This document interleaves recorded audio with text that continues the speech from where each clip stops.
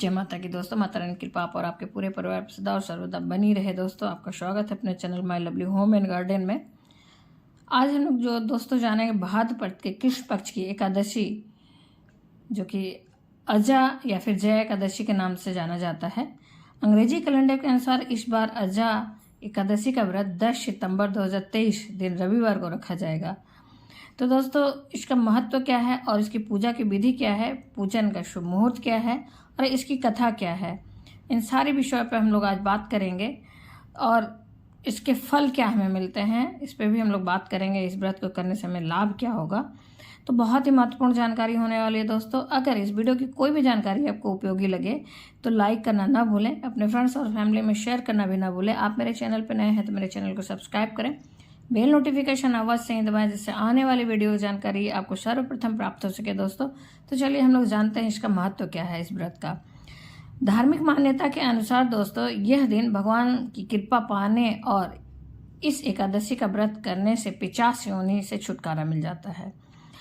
इस एकादशी के व्रत से जप, दान तथा यज्ञ आदि करने का फल हमें सहजता से प्राप्त हो जाता है तथा 1000 वर्ष तक स्वर्ग में वास करने का वरदान मिलता है। दोस्तों, जया या फिर अजय एकादशी व्रत करने से जीवन की हर तरह की जो परेशानियां होती हैं उससे हमें मुक्ति मिल जाती है, छुटकारा मिल जाता है दोस्तों, तथा जाने अनजाने में हुए सभी पाप खत्म हो जाते हैं। यह एकादशी व्रत मोक्ष दिलाने वाली होती है तथा दोबारा मनुष्य जन्म नहीं लेना पड़ता है इस व्रत को करने से। इसे अजा एकादशी भी कहा जाता है और जया एकादशी भी कहा जाता है। दोस्तों, तो इसका महात्म्य बहुत है। कहा जाता है इस व्रत की कथा सुनने से अश्वमेघ यज्ञ के समान हमें पुण्य मिलता है। दोस्तों, तो इसकी महिमा तो अनंत है, इस व्रत की महिमा अनंत है। इसका गुणगान किया जाए तो हम लोग करते ही रह जाएंगे, गुणगान वीडियो बहुत लंबी हो जाएगी। तो दोस्तों, हम लोग जानते हैं इसके पूजा का शुभ मुहूर्त क्या है। अजय एकादशी की पूजा का शुभ मुहूर्त है, अभिजीत मुहूर्त एक हमें प्राप्त होगा सुबह में 11:50 से दोपहर 12:37 तक। फिर उसके बाद विजय मुहूर्त हमें प्राप्त होगा दोस्तों 2:11 से 2:58 दोपहर में। इन दोनों मुहूर्तों के बीच में आप कर सकते हैं। अजय एकादशी का पारण का मुहूर्त जो हमें मिलेगा दोस्तों 11 सितंबर सोमवार को सुबह 6:04 से 8:34 के बीच। तो आप इन समयों के बीच में व्रत का पारण करें। खास करके ध्यान रखें, अगर आप पारण का सामग्री नहीं तैयार कर पाए हैं तो कम से कम उस पारण के समय में तुलसी दल अपने मुख में डालकर व्रत खोल सकते हैं दोस्तों, जल ग्रहण कर सकते हैं। और अगर आप सात्विक भोजन बना लेते हैं तो उस समय के बीच में आप सात्विक भोजन ग्रहण करके भी आप व्रत खोल सकते हैं। तो दोस्तों, अब हम जानते हैं इसकी पूजा की विधि क्या है। स्कंद पुराण के अनुसार दोस्तों, जया एकादशी के दिन भगवान श्री हरि विष्णु की पूजा की जाती है। व्रत और उपवास रखकर तिल का दान और तुलसी पूजन का विशेष महत्व है इस दिन। एकादशी के दिन ब्रह्म मुहूर्त में उठकर व्रती को स्नान आदि से निवृत्त होकर साफ स्वच्छ वस्त्र धारण करना चाहिए और खास करके रंगों का ध्यान रखना चाहिए। ऐसे रंग का चुनाव करना चाहिए जो कि भगवान का प्रिय रंग है, जैसे कि पीला। इस रंग के वस्त्र को धारण करके भगवान का ध्यान करते हुए अपने घर के पूजा स्थल पर पहुंचना चाहिए। सर्वप्रथम सूर्यदेव को अर्घ्य देकर तत्पश्चात व्रत का संकल्प अवश्य लें। सर्वप्रथम बिना संकल्प के कोई भी व्रत संपूर्ण नहीं माना जाता है दोस्तों, इसलिए आप संकल्प लें। संकल्प के लिए दोस्तों, जैसा कि मैं कई बार बता चुकी हूँ, लेकिन हर बार बताना भी इसलिए आवश्यक होता है कि बहुत सारे हमारे भक्तगण नए भी हमारे चैनल पे आते रहते हैं और जुड़ते रहते हैं, जो कि पिछली वीडियो को नहीं देखे हैं, तो उन्हें पता नहीं चलेगा कि कैसे संकल्प धारण करें। दोस्तों, संकल्प के लिए हाथ में पुष्प लें, जल लें, 1 रुपये का सिक्का लें और संकल्प के लिए अपने नाम, गोत्र, स्थान, अगर आपका गोत्र नहीं पता है तो कश्यप गोत्र सर्वश्रेष्ठ माना जाता है, आप उसका नाम ले सकते हैं। और स्थान और तिथि को बोलते हुए, अगर पति पत्नी दोनों लोग कर रहे हैं तो सपति या सपत्नी या सपरिवार अगर कर रहे हैं तो बोल सकते हैं। इस प्रकार से बोलते हुए अपनी कामना को बोलें कि किस इच्छा से इस व्रत को कर रहे हैं। प्रभु से क्षमा याचना मांगें और प्रभु को कहें कि निर्विघ्न इस व्रत को पूर्ण कराएं और उसके बाद सारी सामग्रियों को प्रभु के चरणों में छोड़ दें। और उसके बाद धूप दीप नैवेद्य जला के विधि विधान से पूजन करें। इसके लिए श्री हरि विष्णु जी के लिए एक चौकी स्थापित कर सकते हैं। अगर चौकी नहीं अलग से रखना चाहते हैं दोस्तों, तो जहाँ पे नित्य की पूजा आप करते हैं अपने पूजा स्थल पे, घर के वहीं पे पूजा कर सकते हैं। अगर अलग से चौकी स्थापित कर रहे हैं तो चौक पूरे आटे से और उसके ऊपर चौकी रखें। चौकी के ऊपर लाल कपड़े या पीले रंग के वस्त्र को बिछाकर पूजा करें दोस्तों। इस प्रकार से उस पर फिर भगवान जी की प्रतिमा को स्थापित करें। श्री हरि विष्णु जी की प्रतिमा या फिर विग्रह रूप में मूर्ति है तो मूर्ति को स्थापित करें, नहीं है तो आप प्रतिमा स्थापित करके गंगा जल का छिड़काव करके शुद्धिकरण करें और एक तरफ कलश की स्थापना करें और गौरी गणेश की स्थापना करें। हम पूज्य देव गौरी गणेश ही होते हैं, तो उनकी पूजा करने के बाद ही आप कलश की पूजा करें और सब विधि विधान से फिर सबकी पूजा बारी बारी से करें और श्री हरि विष्णु जी की पूजा करें। इस दिन अगर मूर्ति आपके घर में तो उनका अभिषेक अवश्य करें। गंगा जल मिश्रित जल से अभिषेक करें और उसके बाद पंचामृत अभिषेक करें। फिर साफ जल से शुद्धिकरण करें, स्नान कराएं, भगवान का अभिषेक करें। फिर उसके बाद उनके पसंद के रंग के वस्त्र धारण कराएं, पीले रंग के वस्त्र धारण कराएं और पीले पुष्पों की माला से उनका श्रृंगार करें। चंदन लगाएं, हरी चंदन लगाएं, भगवान को धूप दिखाएं, दीप दिखाएं, प्रिय फल केले का भोग लगाएं और इसी प्रकार से मिष्ठान का भोग लगा सकते हैं। अगर व्रत आप रखे हैं तो कोशिश करें कि दूध से जो निर्मित मिष्ठान होता है उसका ही भोग लगाएं। अन्यथा अगर आप व्रत नहीं है, किसी कारणवश स्वास्थ्य के कारणवश नहीं रह पा रहे हैं, तो पूजन करके भी सारे पुण्य को प्राप्त कर सकते हैं दोस्तों। और इसके लिए आप मिष्ठान में कुछ भी लड्डू वगैरह भी लगा सकते हैं। इस प्रकार से विधि विधान से सुबह की पूजा करें। तत्पश्चात जो लोग व्रत रहते हैं सारे दिन का फलाहार रख सकते हैं। बहुत लोग निराजल रहते हैं, जैसा आपका शरीर साथ दे दोस्तों। इस प्रकार से आप व्रत धारण करके सारे दिन का व्रत धारण करने के बाद संध्या काल में फिर भगवान का विधि विधान से पूजन करें और फलाहार ग्रहण करें। भगवान के नाम का बहुत ज़्यादा इस दिन जाप करने का महत्व होता है। सहस्त्र नाम का जाप करें, भगवत गीता का पाठ कर सकते हैं।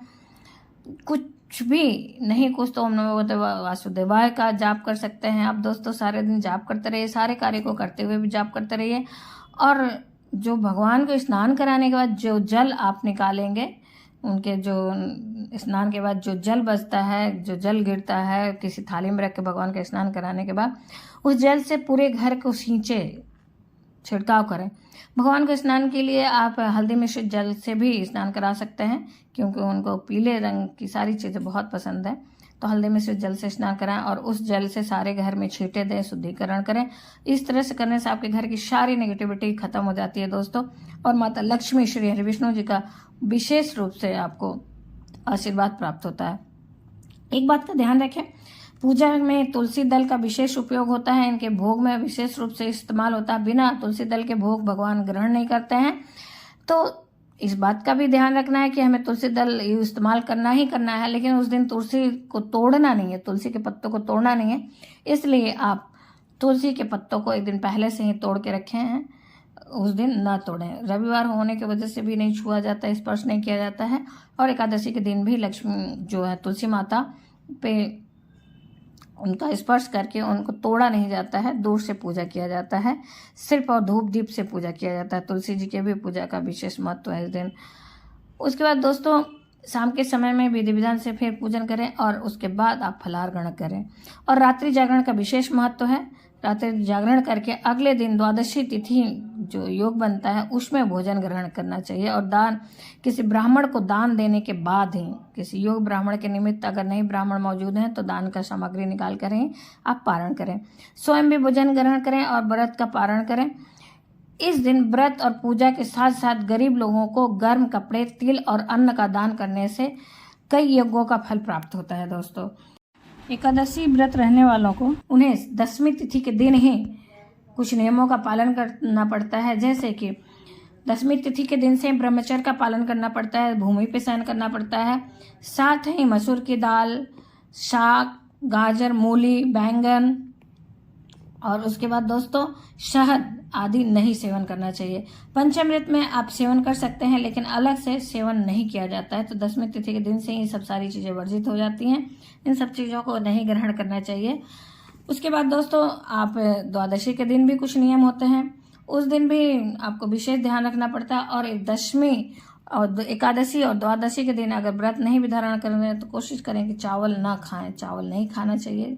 कहा जाता है कि सारे पाप इस दिन चावल में ही छुपे थे, तो इसलिए चावल नहीं खाया जाता है दोस्तों, क्योंकि बेवजह के पाप लगते हैं। और द्वादशी के दिन भी 2 ही बार अन्न ग्रहण करने का नियम होता है। तो आप सुबह में जब अपना पारण करें तो आप देख लें समय कि ज़्यादा जल्दी कर लेते हैं तो फिर आपको भूख लग सकता है, इसलिए आप उस हिसाब से ग्रहण करें अन्न को, और 2 बार ही ग्रहण करके व्रत संपन्न करें दोस्तों।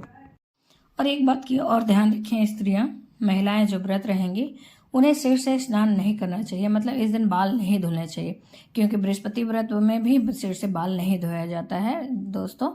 और इस तरह से आपको उस दिन भी, एकादशी के दिन भी श्री हरि विष्णु जी की ही पूजा है तो नहीं धुलना चाहिए दोस्तों। अब हम लोग जानते हैं इस व्रत की कथा। अजय एकादशी व्रत की कथा क्या है? पौराणिक कथा के अनुसार, पौराणिक मान्यताओं के अनुसार अयोध्या नगरी पर भगवान श्री राम के पूर्वज सूर्यवंशी सत्यवादी राजा हरिश्चंद्र का राज था। उनकी सत्यप्रियता और सत्यवादिता सभी दिशाओं में फैली हुई थी। वो अपनी धर्मपरायणता और सत्यनिष्ठा के लिए सारे संसार में प्रसिद्ध थे। उनकी पत्नी का नाम तारामती और उनका एक नाम शैव्या भी था। उनका एक पुत्र भी था, उसका नाम था रोहिताश। उनकी परीक्षा लेने के लिए भगवान के मन में इच्छा जगी और इसी इच्छा से देवताओं ने एक योजना बनाई। एक रात्रि सत्यवादी राजा हरिश्चंद्र को स्वप्न में आया कि उन्होंने अपना सारा राज्य ऋषि विश्वामित्र को दान में दिया है। अगले दिन ऋषि विश्वामित्र उनकी सभा में उपस्थित हो गए और उनसे कहा कि हे राजन, तुमने स्वप्न में अपना सारा राज्य मुझे दान कर दिया था, अब तुम इस राज्य को मुझे सौंप दो। राजा हरिश्चंद्र ने सत्य का पालन करते हुए अपना राज्य ऋषि विश्वामित्र को सौंप दिया। सारा राज्य लेने के बाद भी ऋषि विश्वामित्र ने राजा हरिश्चंद्र से दक्षिणा में 500 स्वर्ण मुद्रिकाओं की मांग की। राजा हरिश्चंद्र अपना राज्य और सारा धन तो पहले ही उन्हें दे चुके थे, अब उनके पास देने के लिए कुछ भी नहीं था। तो ऋषि विश्वामित्र को 500 स्वर्ण मुद्राएं देने के लिए उन्होंने अपनी स्त्री तारामती और पुत्र रोहिताश और स्वयं को बेच दिया। राजा हरिश्चंद्र को एक चांडाल ने खरीदा था। उसने उन्हें शमशान में मृतकों के परिजनों से 100 दाह के लिए कर लेने के कार्य पर लगा दिया। एक राजा से एक चंडाल के दास के रूप में जीवन जीना बहुत दुष्कर कार्य था, परंतु राजा हरिश्चंद्र बहुत ही सत्यनिष्ठ और दृढ़ संकल्प शक्ति वाले थे। उन्होंने परिस्थितियों से हार नहीं मानी और संघर्ष करते हुए समय बीत गया। सौभाग्यवश एक बार महर्षि गौतम से राजा हरिश्चंद्र की भेंट हुई। तब उन्होंने महर्षि गौतम से अपनी सारी व्यथा कही और उनसे उस परेशानी से निकलने का उपाय पूछा। राजा हरिश्चंद्र की दुखद कहानी सुनकर महर्षि गौतम को बहुत दुख हुआ। तब उन्होंने राजा हरिश्चंद्र को अजय एकादशी की व्रत का विधान बताया। राजा हरिश्चंद्र ने अजय एकादशी का व्रत करना आरंभ कर दिया।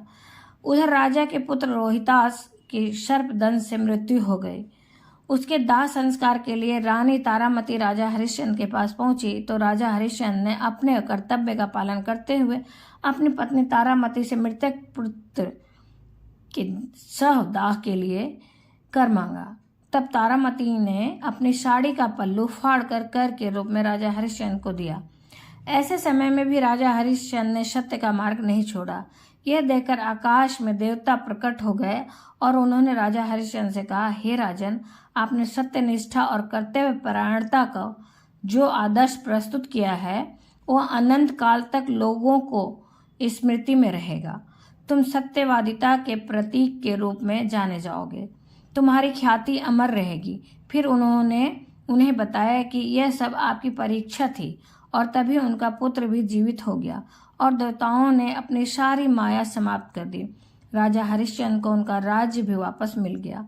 उसके बाद संसार के सभी सुख भोगकर उन्हें मरणोपरांत मोक्ष की प्राप्ति हुई दोस्तों।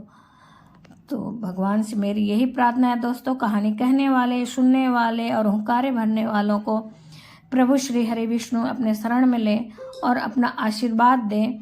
और जिस प्रकार से राजा हरिश्चंद्र और माता तारामती को मोक्ष की प्राप्ति दिए और उनके सारे पापों को क्षमा किए, उसी प्रकार से भगवान हम लोगों के भी सारे पापों को और गलतियों को क्षमा करें और अपने शरण मिले और मोक्ष की प्राप्ति दिलाएं दोस्तों। तो उम्मीद करते हैं इस वीडियो की जानकारी आपको अच्छी और उपयोगी लगी होगी।